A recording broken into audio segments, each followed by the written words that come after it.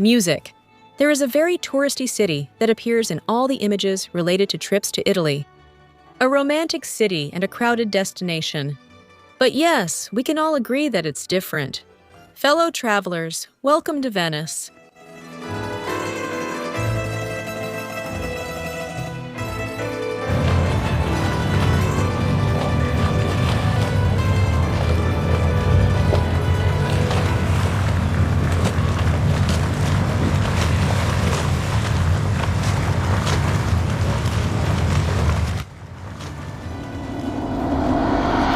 Today, we invite you to join us on a 2-day itinerary through Venice, where in addition to the must-see spots, we'll also explore corners where you'll walk alone.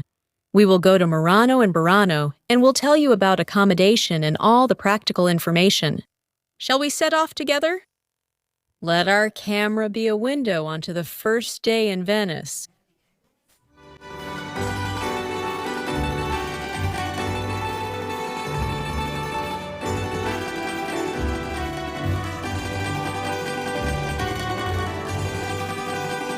We woke up in Mestre very early to cross over to Venice and stay on the island. So at the end of the video, we'll show both accommodation options, the night in Mestre and the 2 nights in Venice, as well as the Vaporetto Pass, dinners, and more. To start, we chose the tour we booked through Civitatis. This included a guided introductory tour of the city and guided visits to 2 must-see sites, the Doge's Palace, and St. Mark's Basilica.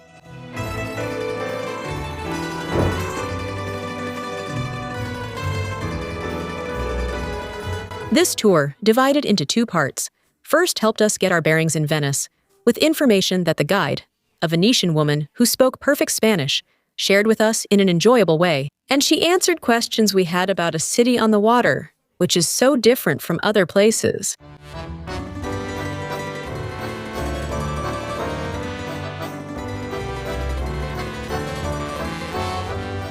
Venice is located in the northeast of Italy, in the Veneto region, on a group of 118 small islands in the Venetian lagoon. Its strategic location on the Adriatic Sea allowed it to become a prosperous commercial and cultural center during the Middle Ages and the Renaissance. Founded in the 5th century as a refuge from invasions, Venice grew to become the capital of the Republic of Venice, a powerful maritime state that dominated trade and politics in the Mediterranean.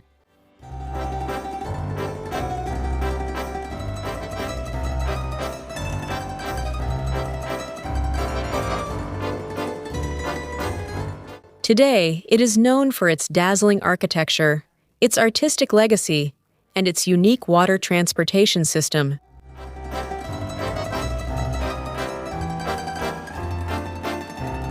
Civitatis offers a wide variety of activities around the world, activities that you have seen in almost all our videos, such as guided tours, tickets, or free tours, since the platform is very easy to use. It's in Spanish, which is always appreciated, and in most cases, besides having the same price as the official websites, they offer free cancellation in case you change your plans, which I personally value a lot. We've been using it since we started traveling. Now you have an app where your bookings are saved and where you can keep booking activities with instant confirmation.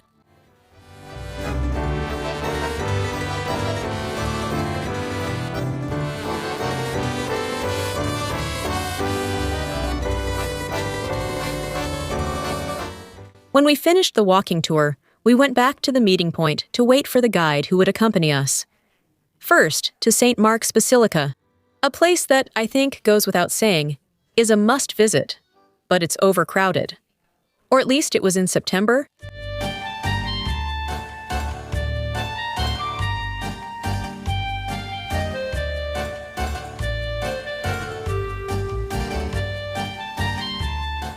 Our guide always tried to find us spots to stop and observe this magnificent building in detail, while telling us about its history and the meanings of the mosaics.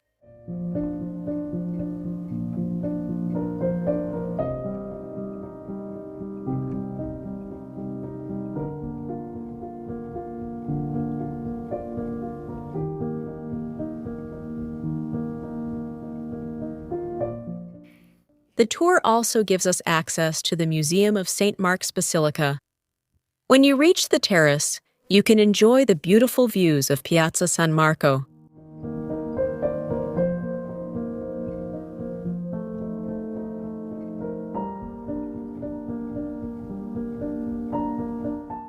And in the upper museum, you can admire the real quadriga of horses, the one brought from Constantinople.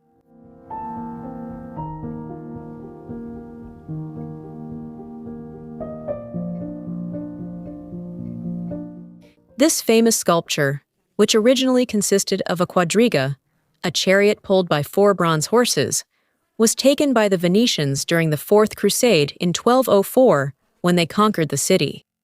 The horses were part of a sculptural ensemble that adorned the Hippodrome of Constantinople, an important center of the Byzantine city. Today, as we mentioned, the original horses are here in the St. Mark's Museum, and bronze replicas are on the facade of the Basilica, where they remain one of the city's most iconic symbols.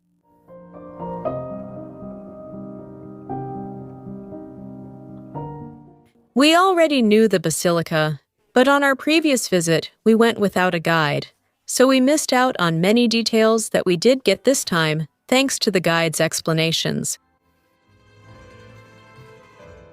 Next, we headed with her to the Doge's palace, a place we hadn't visited before. And if I may make a recommendation, don't miss it. It's really worth going inside.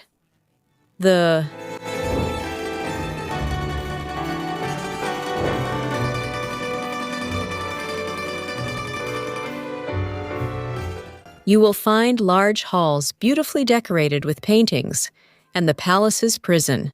I repeat, the guide accompanied us with information we didn't have, and having a guide in Spanish is a plus to clear up those doubts that come up as you go along, so it was really worth doing. The Doge's Palace of Venice, Palazzo Ducale, is one of the city's most iconic monuments and an outstanding example of Venetian Gothic architecture.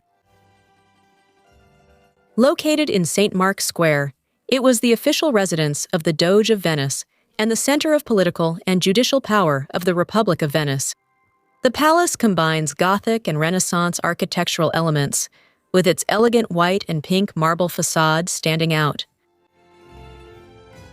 It also houses the famous Bridge of Sighs, which connects to the old prisons and gets its name from the prisoners who crossed this passage before being sent to jail.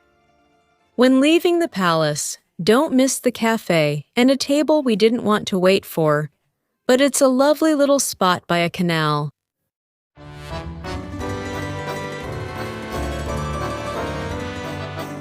As I was telling you, we did it through Civitatis. The whole tour lasts about 4 hours. So during that time, we visited the 2 most iconic sites and did the city tour that helped us get our bearings here. I'll include this option in the description, but Civitatis also offers options to visit the Basilica and Doge's Palace together, or separately. I'll leave a link so you can check the prices, because they vary depending on the option you choose.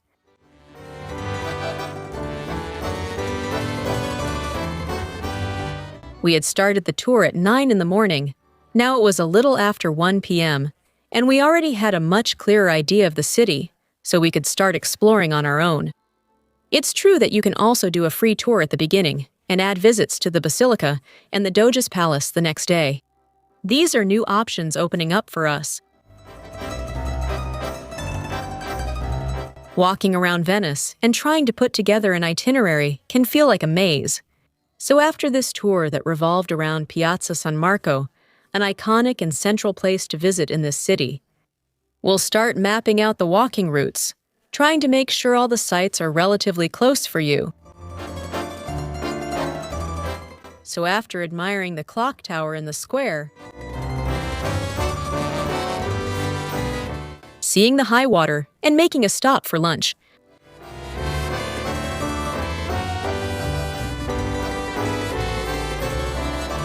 we'll walk about 350 meters to the pier and see the Bridge of Sighs from the outside.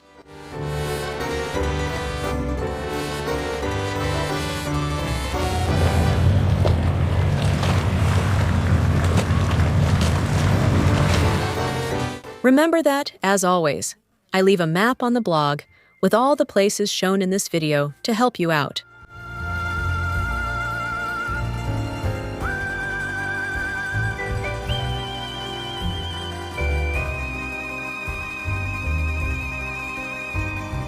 "300 more meters until we reach the Church of La Piedad, a place where concerts with Vivaldi's music are offered on certain days. The price is €34. I'll leave all the details in the blog post.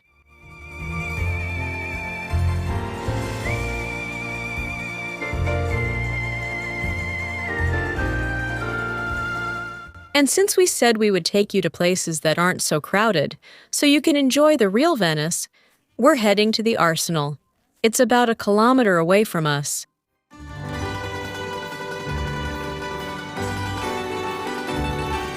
Walking around Venice never gets boring. But keep in mind that because of the type of buildings and the water, Google Maps can get confused and sometimes doesn't send you to the right address. So just take it easy.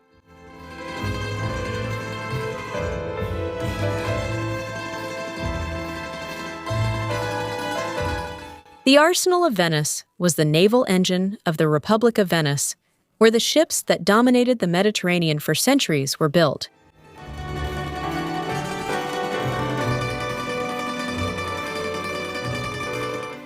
This enormous complex, a symbol of innovation and power, introduced mass production techniques in the Middle Ages, revolutionizing shipbuilding.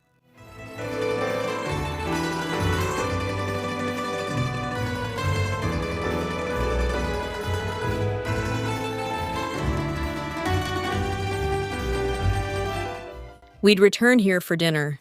It's quiet and away from the busy Piazza San Marco and Rialto Bridge. Walking through these little streets by the canals, both during the day and at night, is very special.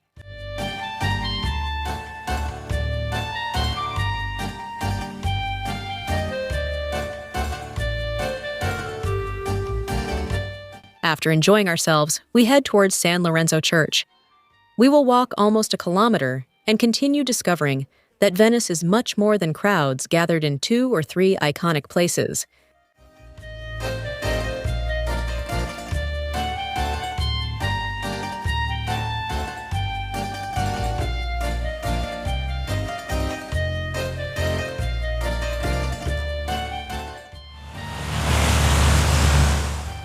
In the Castello district, in San Lorenzo Square, we find the church of the same name, known for its unfinished facade.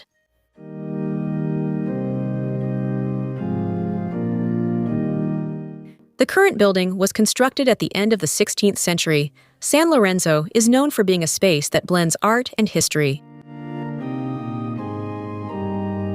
Although it has been deconsecrated for some time, it has gained attention in recent years as a venue for contemporary art exhibitions, such as the Ocean Space installation, which we saw during our visit. The Church of San Lorenzo. We can also add that, according to tradition, Marco Polo was buried in its cemetery, although there is no conclusive evidence of this. Its location, away from the tourist hustle and bustle, makes it a special spot for those curious about Venetian history and architecture.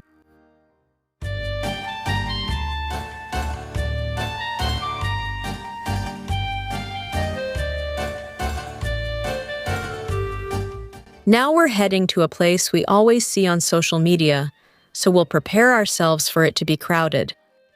We're only about 350 meters away from the Acqua Alta bookstore.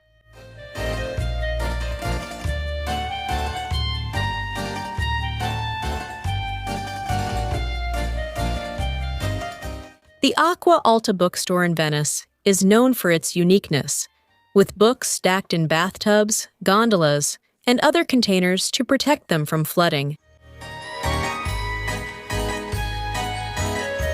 Luigi Frizzo, the founder of the Acqua Alta bookstore, originally from Vicenza, opened the doors of this bookstore in 2004 with a vision very different from traditional bookstores. The idea of stacking books in gondolas, bathtubs, and other water-resistant containers came up as a practical yet clever solution to the constant challenge of acqua alta, the high tides that flood the city.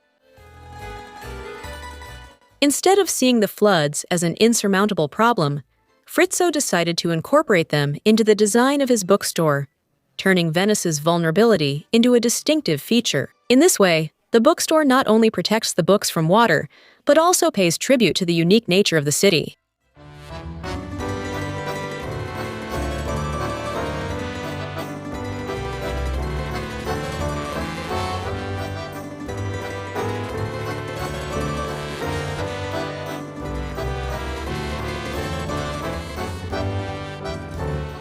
Admission is free. At certain times, there is a line to get in, and once inside, you follow a path for the tour, which is very crowded, but I think it's a picturesque place to visit. You can take a book home as a souvenir.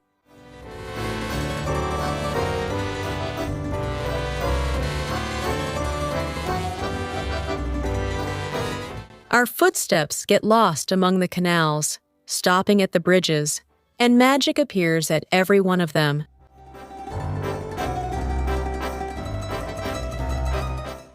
Just a few steps later, we arrive at a beautiful sight, the Palazzo Teta, the building surrounded by water on 3 sides.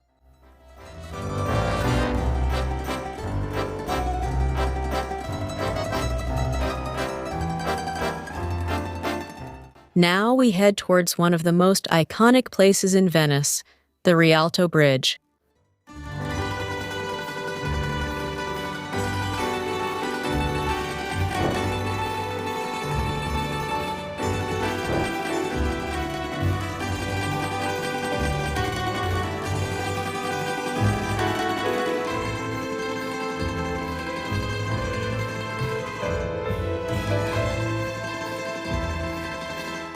Here, get ready, because there are a lot of people.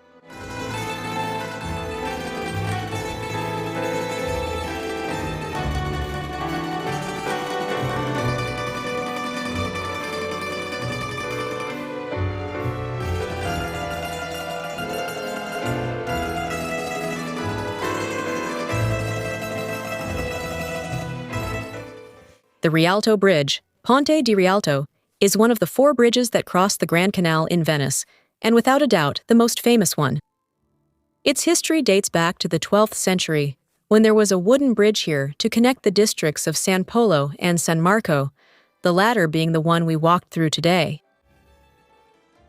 Along the bridge, there are rows of shops selling everything from jewelry and Murano glass to tourist souvenirs. You can't miss the traditional masks of the Venice Carnival. This turns the bridge into a lively floating shopping center.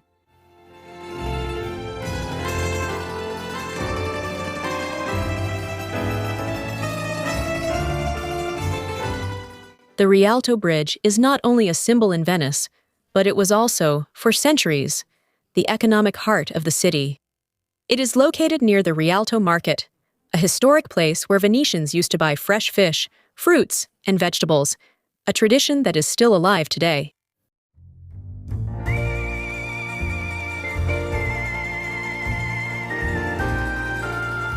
If we cross the bridge, which we will do without hesitation, we can reach the San Giacomo di Rialto Church.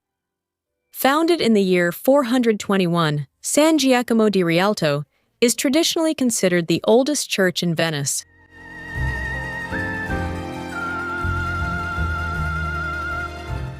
I'm only showing you a small part of everything you can see in Venice, since there's so much. Also, taking a free tour of the city, as I mentioned, can be a good idea to get your bearings.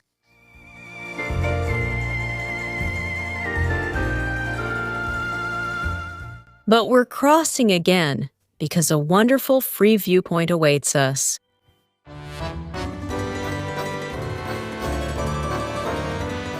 The viewpoint at Fondaco dei Tedeschi. Heads up here. The viewpoint is free, but you need to make a reservation, and spots fill up very quickly. Once you arrive at your scheduled time, You have 15 minutes to stay on the terrace, but I promise you, in my opinion, the views are really worth it. But judge for yourselves with the images. When we wake, hear the birds and see the sun. Side by side our fears are done.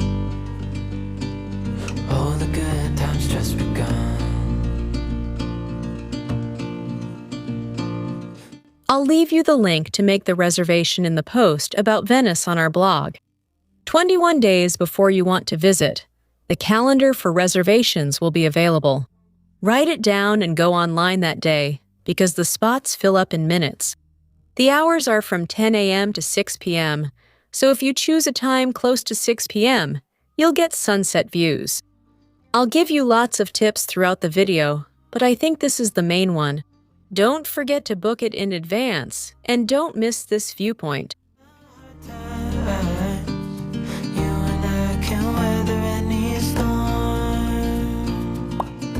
While we enjoy these views, let me tell you that if you're liking the video and finding it helpful, don't forget to subscribe so you don't miss all the itineraries we've been uploading about Italy and other countries we visited.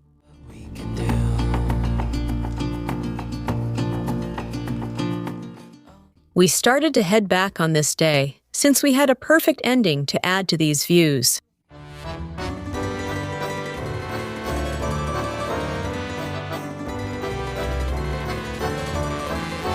We'll first pass by the Contarini del Bovolo Palace.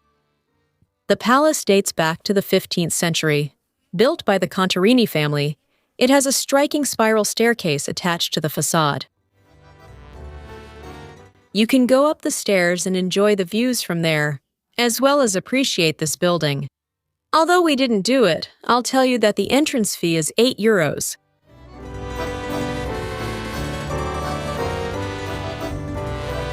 The slow walk takes us to the Venice Theatre. This theater is considered one of the most famous opera houses because many of the best-known Italian operas premiered here. You can also visit it on an audio-guided tour. The entrance fee is €12. We didn't do it, just like the previous thing, because of time constraints, but I was sorry I couldn't go in. Honestly, I was really sorry I couldn't go in this time. Maybe next time, we have to come back to Venice.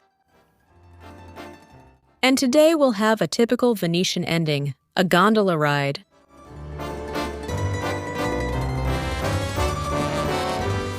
There are shared rides for around €35, or what we did, which was to book a private gondola ride. The price is €140 per gondola for up to 5 people. The price varies between daytime and evening. If you have a reservation, check the starting point carefully since there are several, and arrive early.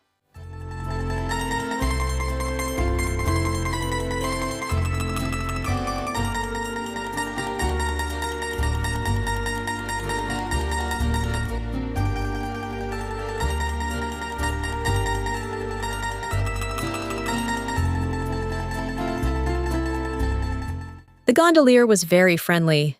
The ride was beautiful. I've already mentioned it in other videos. The first time we did it, the gondola ride on another trip, we thought it wouldn't be worth it given the cost. But it was the complete opposite. We thought it was spectacular and a must-do in Venice. So this time, we had no doubts about choosing to do the ride again. Although I was lucky enough to receive the voucher as a birthday gift. It's a good idea to give as a gift to someone you care about, right? They surprised me with this gift. As I was saying, we did it at sunset. The gondolier was extremely friendly. He told us facts about the canals and information about the buildings we were seeing. Everything was calm because the crowds were already starting to thin out.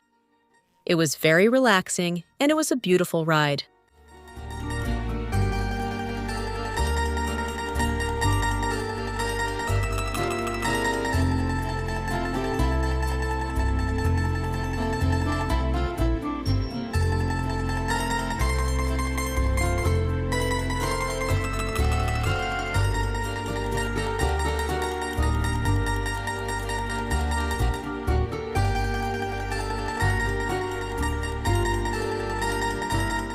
The day was coming to an end. We planned to have dinner near the arsenal where we were before. Then, in the end, he left the invoices and pictures.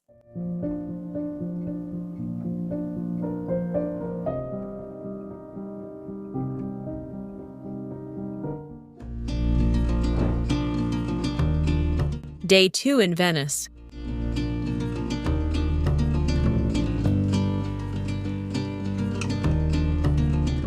Today, we got up very early to visit 2 of the other islands, Murano and Burano. We will take the Vaporetto that goes to Burano. With the same 3-day pass we had, we were able to make the trip. We took one at the Rialto pier, which was the closest to our accommodation, to the Fondamente 9 piers.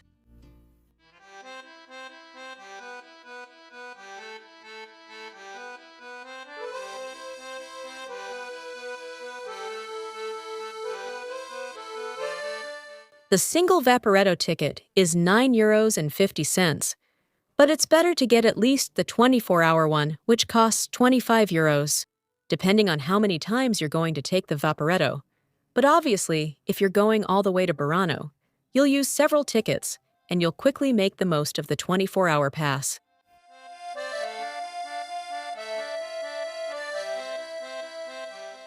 The Vaporetto ride lets us see some of the most beautiful facades in Venice.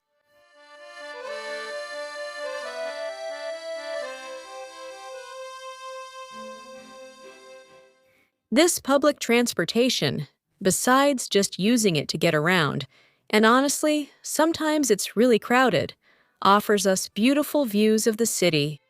Like I was saying, you get to see the most beautiful facades.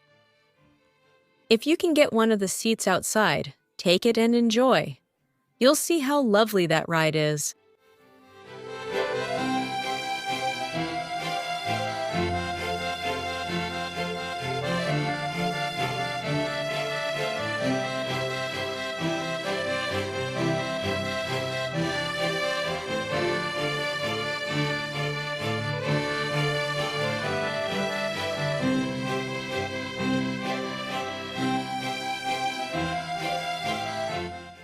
From Fondamente 9 Vaporetto number 12 takes us straight to Burano.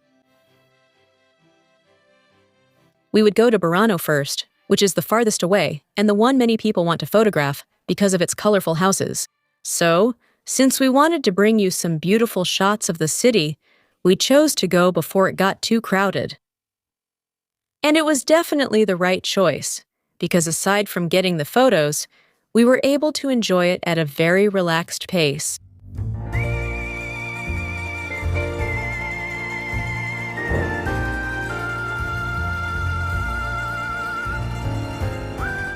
The little cafes were just opening, and we had our breakfast at some small tables by the canal, with some truly delicious bites, while we enjoyed a sunny day.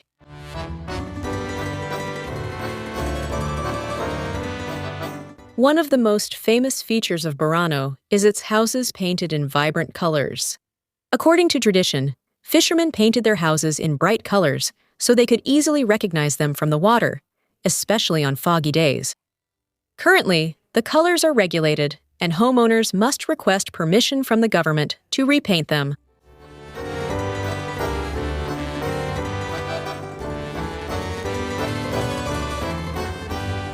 The bell tower of San Martino Church, known for its noticeable lean, is another point of interest. Unlike Venice, in Burano, we were able to see a more relaxed pace of life.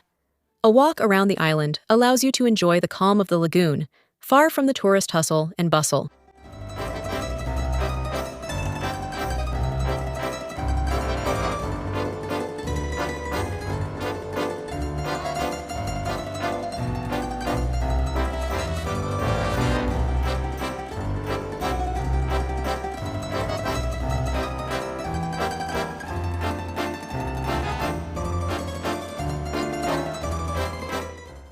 The narrow streets, the small canals, and the flower gardens are ideal for those looking for a more intimate experience.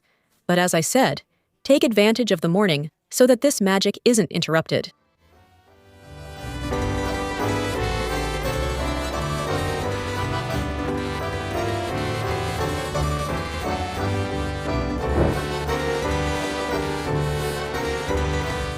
This is an outing I recommend you take.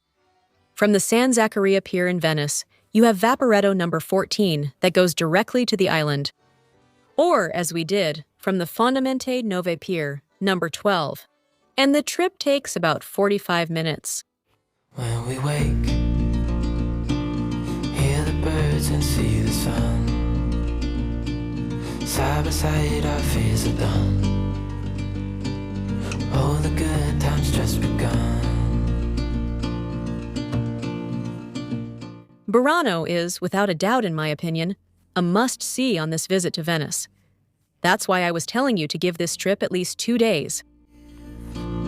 Call us crazy, but things are finally right. You can come with the regular Vaporetto ticket.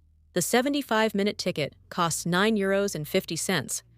But if you're going to stay more than 1 day, it's better to get the day pass. It's €25 for 24 hours. There are passes for more hours, but we'll talk about that at the end. Although you can also come on a tour for about €30. Even in the hard times, you and I can weather any storm. Before I sleep, It was time to arrive in Murano. We're back on the Vaporetto. From Burano, it takes about 20 minutes. Murano is located about a kilometer from the city of Venice and is famous for its glass craftsmanship, especially its lamps, glasses, goblets, and ornaments. Murano glass.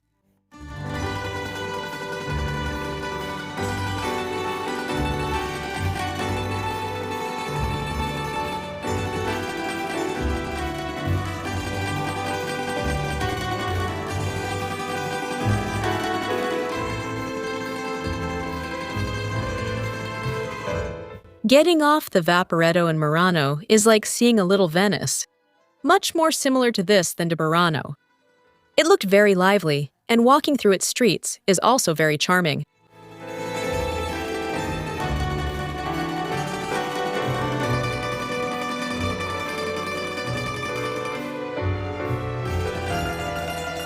Visiting a glass factory or the glass museum are must-dos in Murano. Just by walking through its streets along the canal, you'll see how much commerce revolves around glass. Wonderful!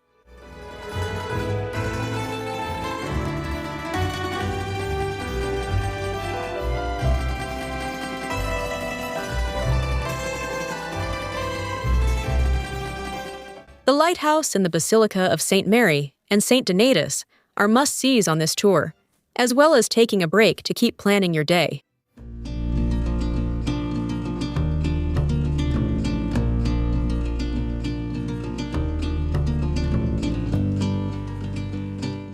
This walk is also worth it.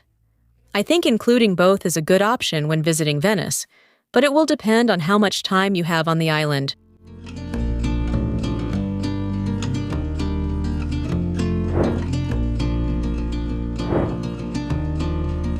As I mentioned at the beginning, we spent 1 night in Mestre so we could start early, and then 2 nights in Venice, which gave us 2 full days on the island. we wake, hear the birds and see the sun. But we left this behind, and it was time to return to Venice on the Vaporetto and go visit more places we still had left to visit, and finish with some wonderful views of the city.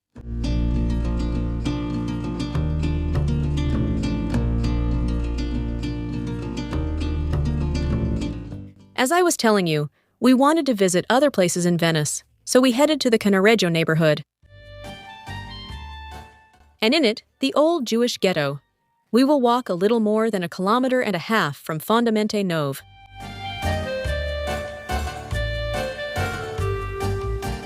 Starting in 1516, the Catholic Church created regulations for Jews in the Republic of Venice, forcing them to live in an area of the city where the foundries were located in ancient times, known in Venice as Ghetti, as well as provide identification and manage pawn shops in the city at prices set by the Republic of Venice.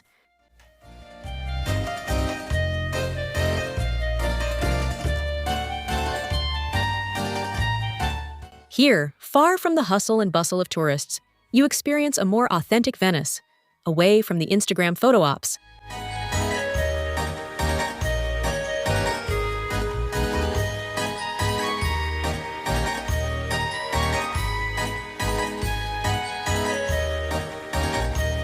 We keep walking and get close to the crowd again. Between bridges and the different languages we hear during our walk, in just over 600 meters, we reach the Ponte degli Scalzi, very close to the Santa Lucia train station, a place where many of you will probably arrive if you're traveling by train.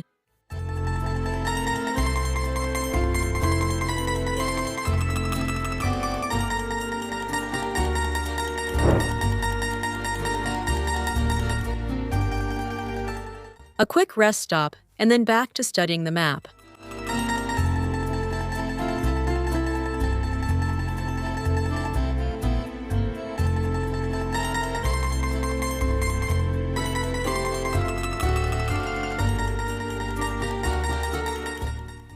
A few more steps, and the Calatrava Bridge was right before our eyes.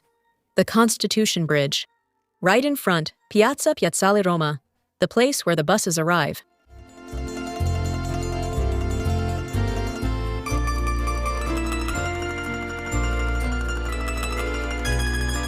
Our steps will now take us to Dorso Duro.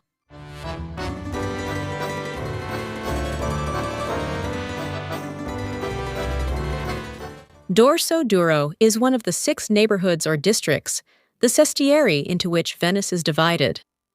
Here we find the Palazzo Carazzonico and museums such as the Peggy Guggenheim or the Galleria dell'Accademia.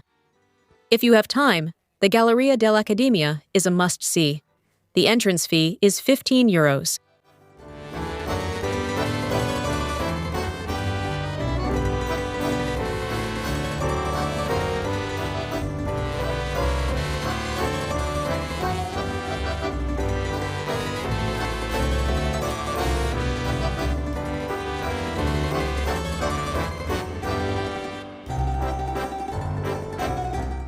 This walk has been longer, about 2 kilometers. But in just a few more steps, we'll reach the beautiful and iconic Santa Maria della Salute. The construction of Santa Maria della Salute began in 1631. The basilica was erected to celebrate the end of the plague that wiped out a large part of the population of the Veneto region. Its dome is Venice's postcard image, isn't it?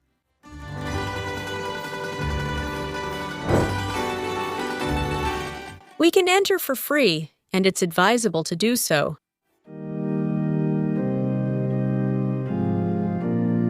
We start heading back, and we have 2 options. Take the Vaporetto to see the Basilica of San Giorgio Maggiore. Located on the island of the same name, the Basilica of San Giorgio Maggiore is one of the iconic sites of Venice. Or the one we chose.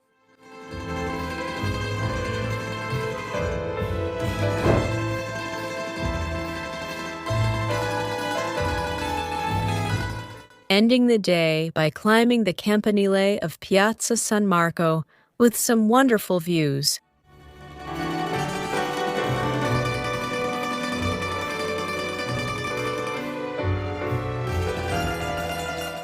It's another place that, even though it's very crowded, I recommend doing. You go up by elevator, and having your ticket in advance will save you from the long line.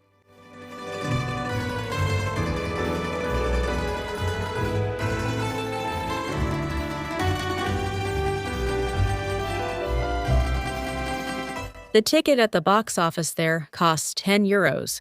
To avoid the long line, we bought the ticket plus a virtual reality Venice experience online. It cost about €24. I'll leave the link in the description and on the blog as usual.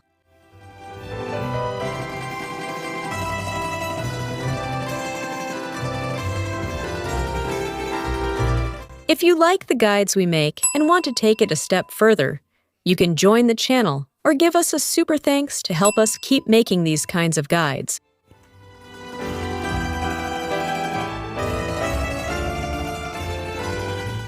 And now, let's get to the practical information.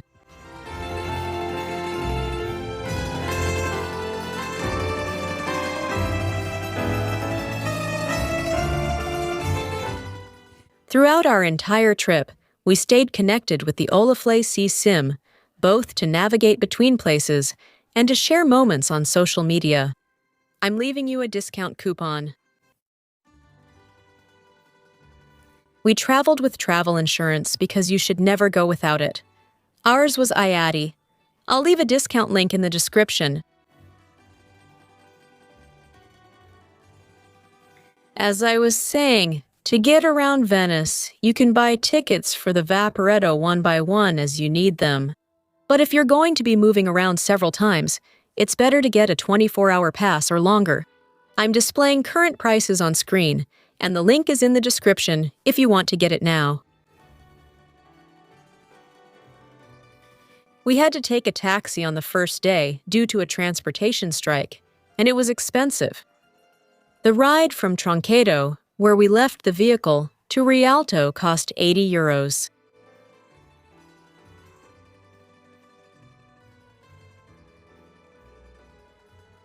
About the suitcases, try to bring only carry-ons if you can, because it's hard to get around with large suitcases.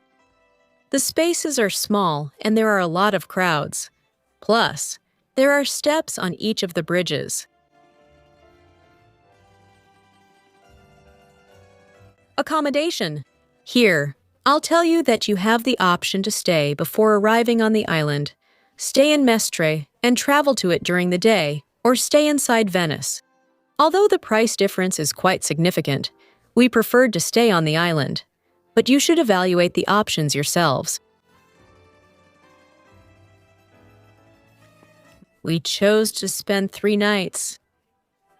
On the first day, we had been traveling and arrived late, so we chose to stay in Mestre. The hotel was near Mestre, not actually in the city. Why? Because that way, the next day when we woke up, we could just cross the bridge by car, leave it in the parking lot, and then start moving around the island. At the hotel we chose in Mestre, the double room without breakfast cost €88. The room was small and a bit outdated, but it served its purpose just for sleeping. You have outdoor parking included at the hotel, which is also important if you're traveling by car. Right in front is the bus stop where you can catch the bus to Venice. Although, as I was saying, it's a bit far from the center of Mestre, so it's a little too far if you're planning to have dinner in Mestre and not in Venice. The other 2 nights, we stayed in an apartment near Piazza San Marco. The cost per night was €175.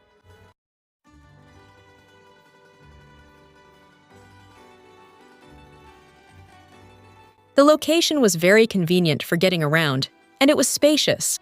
Just to note, check-in is contactless, and there is no breakfast or reception.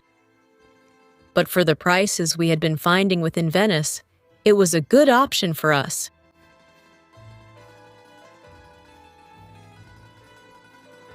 As I always say, I'll leave the links so you can check with your own dates, because prices can vary a lot between the dates I chose and the ones you might choose.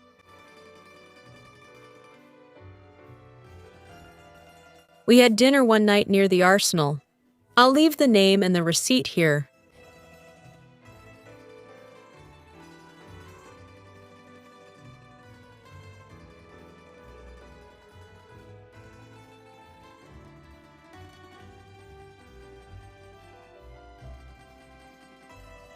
And the other night, near the Rialto Bridge.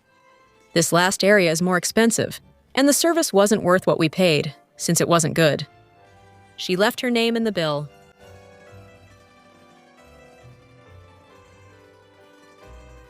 I'm talking about the service because the food was very good.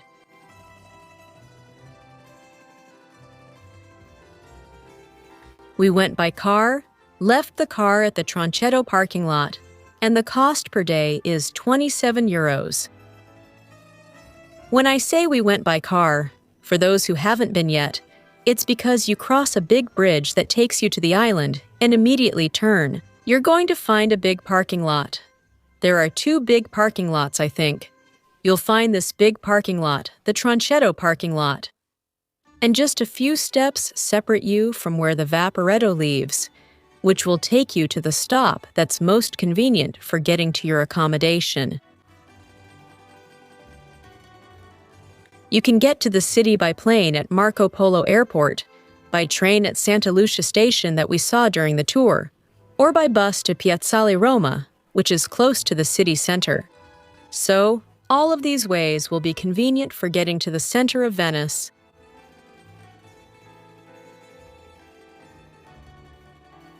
About the Acqua Alta.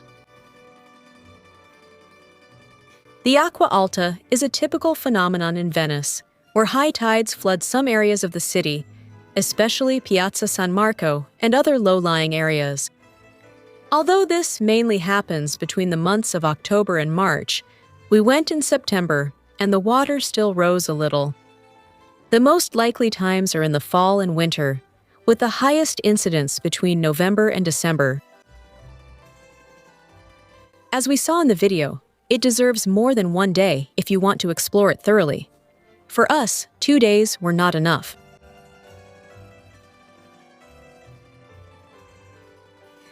The fee to enter Venice. This fee is only for those who are going to spend the day, not for those who are staying in the city during specific dates, days, and times. The cost is €5 if you pay up to 4 days before arriving, and €10 for payments made less than 4 days in advance. I've linked the official website in the Venice blog post so you can check your dates and all the details, as everything is explained there. If you want to keep planning your trip through Italy, don't miss this video.